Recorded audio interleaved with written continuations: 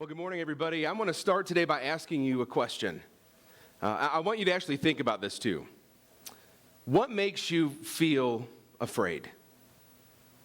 What's the thing that kind of makes the hair on the back of your neck stand up or your heart begin to race? What's that thing that makes you feel dread?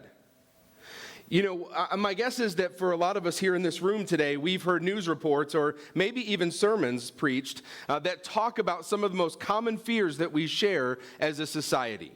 Right? You've heard people talk about the fact that a lot of us fear things like we have a fear of heights or maybe needles, or we have a fear of enclosed spaces or even the dark. But you see, for some reason, every time I hear these lists, there's always one thing that rises to the top that makes absolutely no sense to me. I just don't understand it, and it seems like it's on every single list. It's the fear of speaking in public. I just don't understand that fear, right? Like, it makes no sense to me. I don't feel that at all. It's like a really interesting thing. Instead, I actually think there's a much more significant fear out there that we should all be paying attention to. You see, recently I read an article that said that 7.6% of all people are afraid of clowns. Yeah, it's not funny, all right? Like, if you know what I'm talking about, like, that's a really scary thing, right? Like, clowns can be really scary. Now, listen, this same article, it also says that only 7.3% of people are afraid of ghosts. And so, in case you're keeping score, yes, clowns are officially scarier than ghosts. Okay, it's just true. It's been able to be proved. Well, guys, listen, this morning I want to share with you a major fear that I had when I was a kid.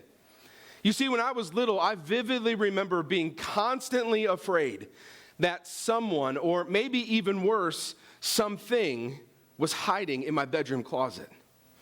And to make matters worse, my closet was super creepy, okay? Like you would go into my closet. It was a pretty big closet. You walk in, and it kind of all goes to the left, and you look to the left, and the roof kind of line comes down, and there was this little creepy door, like over here in the closet. It was super scary. Right? And as a kid, I was absolutely certain that every kind of monster imaginable was hiding inside that little door, just waiting to come out and get me when I fell asleep. Like, that's a real deal. Now, guys, here's the thing. As adults, we can all kind of sit here and realize that that's silly, right? That we can understand and probably rationalize out that closet, that little door, man, it was just an attic access, right? And who in the world would hide inside a kid's closet anyways? I mean, it just doesn't make any sense.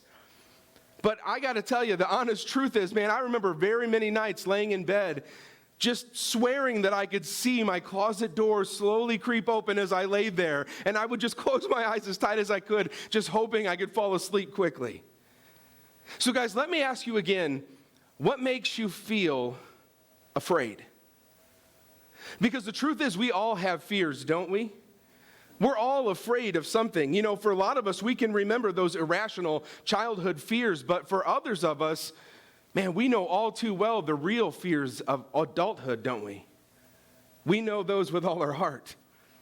You know, Alfred Hitchcock, the famous movie director, he made an entire career off of fear. He wrote movies like The Birds and Rear Window and Psycho, and this great master of suspense once said that fear isn't really so difficult to understand. After all, weren't we all frightened as children? Nothing has changed since Little Red Riding Hood faced the big bad wolf. What frightens us today is exactly the same sort of thing that frightened us yesterday. It's just a different wolf. So guys, I want you to think about that for a minute. Nothing has changed. It's just a different wolf. And guys, don't we know that wolf, and that's a whole lot scarier than a clown or something hiding in our closets. You know, maybe for you, someone trampled on your heart, and now you're afraid to ever let anybody else close. Maybe a fear of another failure is keeping you from taking another risk. Maybe you're afraid that the money will run out, or afraid of what the doctor might say, or maybe you're just afraid of being alone. Well, guys, the reason I'm talking so much about fear this morning is because this is exactly where we are in the story of Nehemiah. You see, right now as a church, we're in the middle of a series called Dream Big, where we're learning through the Old Testament story of Nehemiah about all the ways that God is calling us to join him in a God-sized dream that he has for our church. Now, before we get to that dream, I want to talk to you just a little bit about the story of Nehemiah to try to catch you up in case you've missed it. You see, Nehemiah was an Israelite, and he was living in exile in this place called Persia. And Nehemiah was a pretty cool guy, apparently. He had made friends with the king, right? Had a ton of influence, a ton of impact with the king. He had a ton of favor with the king. Now, the king was a guy named Artaxerxes.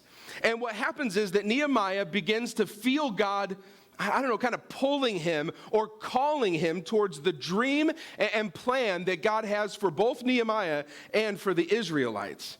You see, what happens is that Nehemiah receives this report about the city of Jerusalem. That's the capital city of Nehemiah's exile people. And the report says that the city of Jerusalem is completely ruined. In fact, it says that those who survived the exile and are back in the province are in great trouble and disgrace. The wall of Jerusalem is broken down and its gates have been burned with fire. So you see, Nehemiah hears this terrible and disturbing report about the place that his heart longs to be, and he just does the very first thing he thinks of to do, and I think this is incredible. You see, Nehemiah doesn't exploit his relationship with the king. He doesn't go running to his friend to ask for more favor. Instead, the very first thing that Nehemiah does, he goes straight to God in prayer. It's the very first instinct he has. He runs to God in prayer, and he begs God to both let him return from exile and play a role in rebuilding Jerusalem. Now, amazingly, God grants his request, and equally as amazing, King Artaxerxes says yes. He not only gives him permission to go, but he also gives him his blessing. He writes letters so that Nehemiah can have safe passage, and he gives him resources, whatever he needs to rebuild the city of his people. Now, almost as soon as Nehemiah gets there, man, they get straight to work, and they get a lot of favor from God once again. You see, he and the other exiles, they start to rebuild the walls of the city of Jerusalem, and the work just flies. They make so much progress. And this is where the fear comes in. You see, at this point in the story, Nehemiah and the Israelites, they start to hit some very serious opposition. You see, in the text that we're going to go into today, it's Nehemiah chapter 4, we're going to find that there are some very serious people who are opposing this work. In fact, we find that there are several different opponents to the work that God has called the Israelites to complete. These opponents are people like Sanballat and Tobiah. There are people groups like the Arabs, the Ammonites, and the people of Ashdod. Now listen, before we get into the story, I want to take a moment, and I guess I just want to acknowledge something that often gets overlooked in this story. You see, these opponents of God, these enemies of Israel, they actually have a pretty valid reason for being upset, for trying to stop what the Israelites are doing. You see, it was actually potentially very dangerous for these countries to allow Jerusalem to rebuild the walls. That was a dangerous decision for them. You see, those city walls, they were the best and most effective means of defense that were available at the time. And so if these opponents, if they let those walls be rebuilt, then there was a fairly good chance that the Israelites could take on an offensive posture, right, to come and attack the people, the countries that were surrounding them. Now, in addition to that, these opponents also knew that a restored Jerusalem would lessen their influence in the region and diminish their economic and political control. So, guys, you can probably figure out what happens next, can't you? This coalition starts to form, and this coalition decides that they're going to openly and aggressively oppose the Israelites, and they do this in two very powerful ways. They use ridicule and force. Listen to what it says. When Sanballat heard that we were rebuilding the wall, he became angry and was greatly incensed. He ridiculed the Jews, and in the presence of his associates and the Samaritan army, or the army of Samaria, by the way, he said, "What are those feeble Jews doing? Will they restore their wall? Will they offer sacrifices? Will they finish in a day? Can they bring those stones back to life from those heaps of rubble burned as they are?" You see, guys, what happens here at the very beginning of this project, they encounter opposition that we might call psychological warfare. You see, they start to encounter ridicule. Now, I want to talk for a moment about ridicule because if we're being honest, we don't really take it all that seriously, do we? I mean, we might know somewhere deep down inside that ridicule is a big deal, but so many of us, we don't want to acknowledge how harmful ridicule can be. And listen, I'm not blaming us. You see, I actually think that we were raised this way. I mean, think about the old adages that you were raised with, right? Like things like this: sticks and stones may break my bones, but... Yeah, you were very excited. Thank you for that. Yeah, exactly right. Right, that's the way that we were raised. Those are the ideas that were put into our heads. But guys, that's not true, is it? It's not true.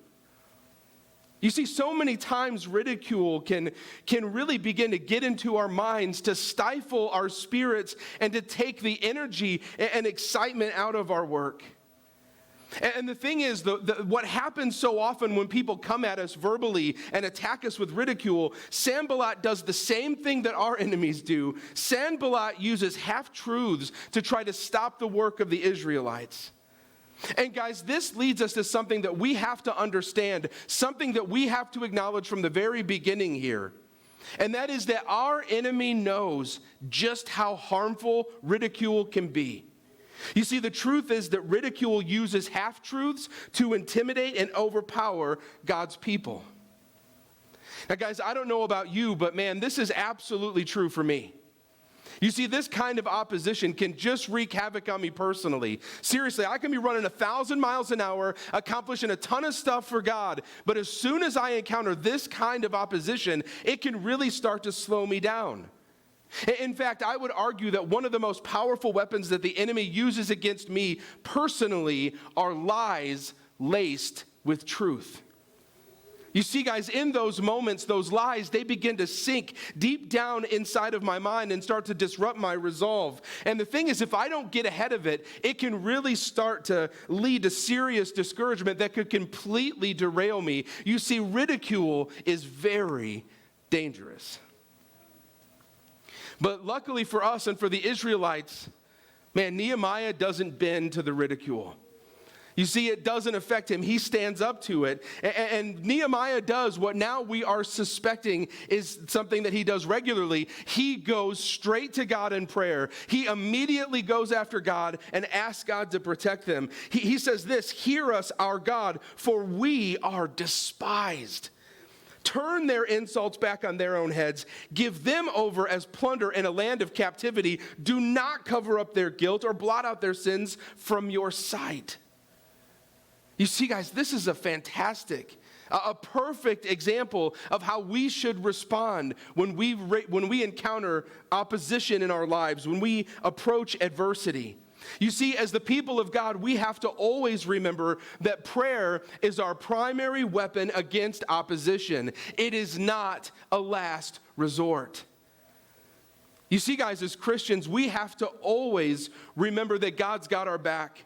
We have to remember that God is bigger than every problem. He's the solution to every issue that we face, and He's stronger than any adversary that we encounter.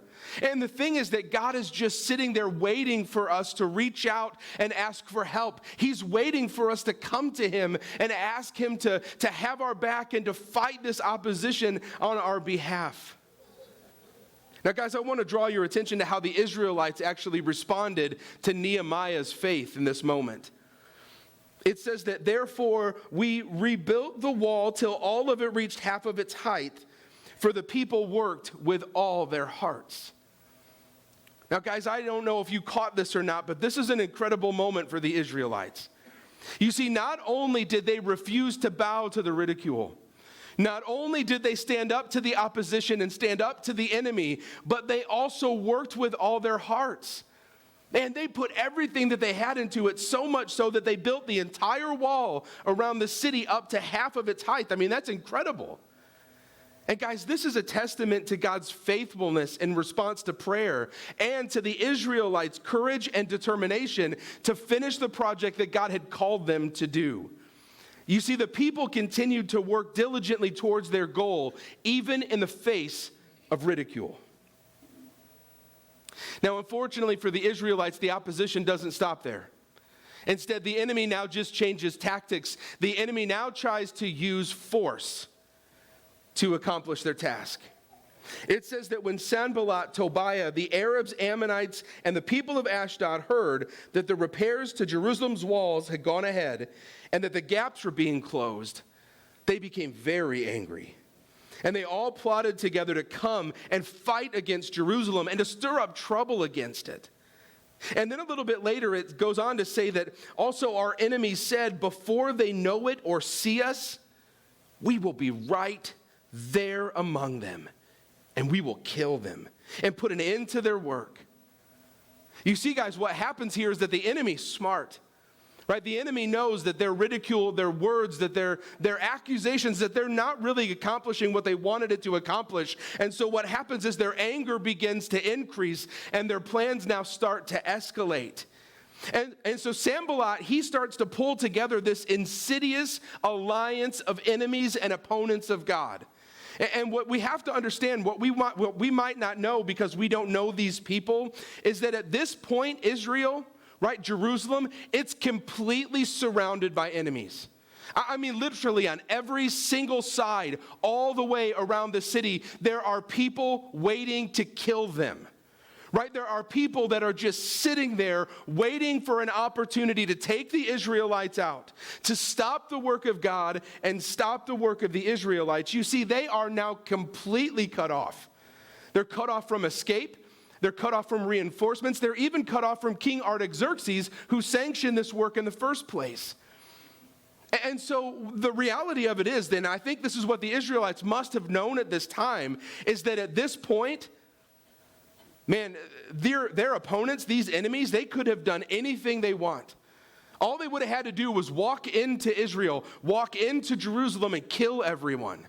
And then they could just make up some story to send to King Artaxerxes that makes them look like the heroes and the Israelites look like the villains.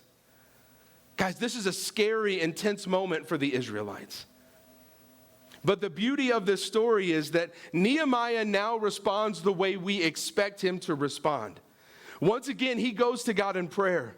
He immediately turns to God, just like he did when he felt that call in the first place, just like he did when he felt that first opposition of ridicule. Now that he faces force, he goes to God in prayer and begs for God's help. But unfortunately for Nehemiah, now things are starting to fall apart amongst his own people. You see, the Israelites now start to get upset. They start to get discouraged. And what happens is a new kind of opposition emerges. We're going to call this internal opposition. And guys, this one's real bad. You see, the truth is that internal opposition can oftentimes be way more destructive and way more upsetting, way harder to comprehend and overcome than opposition from the outside. You see, the Israelites are getting discouraged. They're starting to question their leaders, starting to question God, starting to question what they're doing, and they start to turn on each other. They start to let fear take root in their hearts and minds. They start to complain about the work. And listen to what happens. It says that the Israelites started to complain. They said that the strength of the laborers is going out, and there's just so much rubble there that we cannot rebuild the wall. Guys, they're terrified.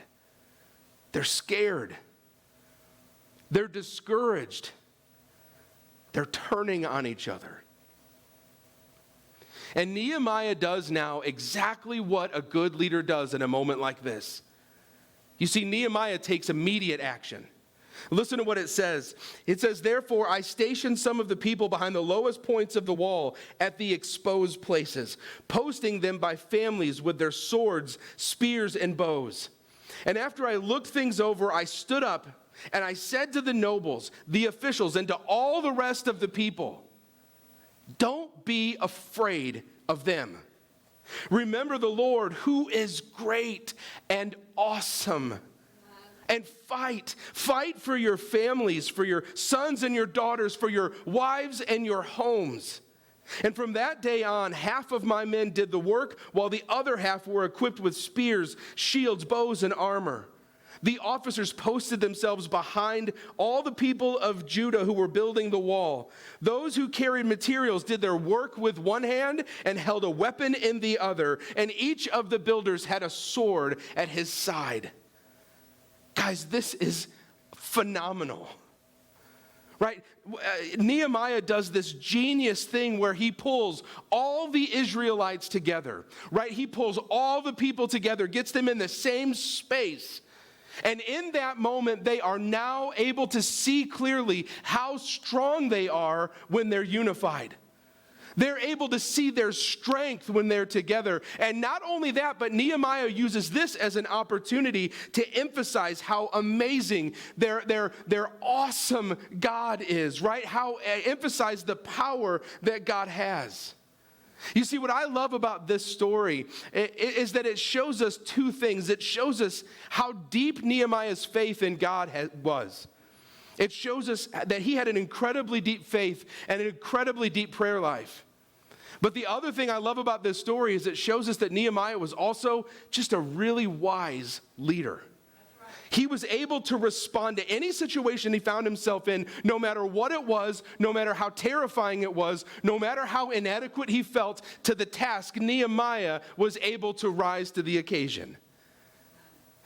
Now, guys, listen, maybe you're sitting there right now wondering what this has to do with you or our church. Right? Maybe you're sitting there trying to figure out what this has to do with the big dream that God has called us to. Well, guys, listen, just like the Israelites were called to tackle a challenge that seemed way too big for them to handle on their own, God has also called our church to do something that honestly sometimes seems way too big for us. You see, God has called us to reach small towns with His love and His grace by planting life-giving churches and campuses wherever He tells us to go. And God has also called us to make more space, create more space here for our campus in Marietta by building out the bowling alley and using it as a tool to bring hope and love into our community. And guys, just like the Israelites, I want us all to understand that we will face opposition. We will. It's just going to happen. You see, the reality is that we are walking in lockstep with God. We are following where God's calling us. We're walking where He leads us, and that will almost certainly attract the attention of the enemy. And guys, maybe the attention that we're going to get, maybe the opposition that we're going to get, maybe it's going to be ridicule. Maybe it's ridicule for the big dream that God's called us to. Maybe people will come around and try to undermine our resolve or slowly erode our trust in God's provision. Or maybe the opposition that we'll face, maybe it's going to be force, right? Maybe it's not going to be death threats. Hopefully, that would be terrible. It's not going to be death threats, but maybe it will be an adversary who tries to make us feel inadequate, who tries to make us feel like those Israelites, just too small to accomplish this vision that God has given to us. Guys, I want you to understand that we will encounter that kind of opposition. It's just going to happen. But there is one kind of opposition that we absolutely cannot allow to take place. There's one kind of opposition that we have to fight against with all of our strength and with all of our heart. You see, the reality of it is that we have to resist the destruction that can be caused by internal opposition. You see, the truth is, guys, that the only way the enemy can win is by turning us against each other. And so today, I want to challenge each and every one of us in this room to fight. I want to challenge us to fight just like the Israelites fought. In fact, I want to challenge us to follow their example in 4 important ways. First, I want to challenge us to consistently keep our focus on God instead of the enemy. Now, guys, we can do this. We can do this by focusing on God every day in our personal lives. right? We can seek God's presence through spending time in His Word, and we can seek God's face by spending time in prayer, by communicating with God and having conversations with Him. Guys, just like Nehemiah challenged the Israelites, we need to trust in our God, who is great and awesome. And we've got to believe that God will do what God says He'll do. Now, guys, the second way I want to challenge us is to remember the significance of our task. Guys, you realize that God has invited our church to join Him in the most important work that there is. It's reaching people who are far from God with the love and mercy that He provides through Jesus. Guys, we have to remember who we're working for, right? We're working for God, for our friends and family. We're working for complete strangers who need a life-changing relationship with Jesus Christ. That is the most important thing there is, and we get to play in that game. Guys, we have to remember how important that is. Now, the third thing I want to challenge us with is that we have to work diligently with genuine commitment to our task. Now, what this means is, guys, that we cannot let the enemy get into our heads. We can't let the opposition undermine us and overwhelm us with the obstacles. Guys, listen, I'm just going to say this out loud so you know it. There are obstacles. Okay, there are a lot of obstacles. There are things that I'm not sure that we can figure out exactly how to overcome without God coming in and overcoming it for us. But guess what? He can. Amen. He can. We have to believe that. We can't get overwhelmed by those obstacles. Now, guys, the last challenge I have for us today, and I think this one is incredibly important, we have to stay united with each other. We absolutely have to. Guys, the truth is we need each other, right? God designed us for community. He designed us for each other, right? And we can't let the enemy come in and come between us and create division between us. We absolutely have to make sure that never, ever happens here. We can't get derailed by that kind of opposition. Now, guys, one way that we can do this, one crucial way that we can stay unified is by making sure that we're all heading in the same direction. Right, to make sure that we're all following the same vision and we are all marching in the same place. And so I want to remind you that tonight at 6 p.m. we have a vision night at the bowling alley for just this reason. It's an opportunity for us to come together as a church, unified together, to see the progress that has been made, to hear about where we're heading as a church, and to get a feel for what that building might look like as we start building it out. But most importantly, this is an opportunity to stay unified around the vision. This is an opportunity for us to make sure that we are in lockstep with each other as we are in lockstep with God. This is a chance to make sure that there's no space for the enemy to come in and separate us from one another. Guys, if you can be here tonight, I absolutely strongly encourage you to do it. We're going to have childcare here at this building. So if you have kids that need childcare, you can drop them off here. But then go over to the bowling alley where we're going to have that vision night. It's going to be adults and the youth are going to be there. They're going to have youth afterwards at the bowling alley. It's going to be an incredible time and an important moment for us to stay unified around the vision. Now, guys, listen. We have an incredible opportunity to join the mission of Jesus in this world. We have a chance to make an impact in the world that reverberates far beyond us and far beyond what we're doing. You see, we have an opportunity to help in changing and altering the eternities of people all around us, countless people. But at the same time, we have a divine responsibility to fight. We have a divine responsibility to fight against the enemy, to resist the temptation, to turn on one another and create division. We have a responsibility to fight. Just like Nehemiah, just like the Israelites, we have to stand up to the opposition when it comes our way, and we have to rely on each other and rely on our great and awesome God. Pray with me. Heavenly Father, thank you so much that you are our great and awesome Savior. God, thank you. Thank you that you give us an opportunity to come alongside your mission, to work in your mission. Father, thank you that you give us the strength to fight because the truth is, Lord, it's not us that fights, it's you that fights on our behalf. God, I pray right now for each and every one of us that we resist the opposition, that we fight against the enemy. Father, help us to recognize that we will have pushback and there will be opposition, but we cannot turn on one another. Keep us unified, Father. Keep us unified around your vision, around where you're calling us to go as a church. Thank you for calling us, Jesus.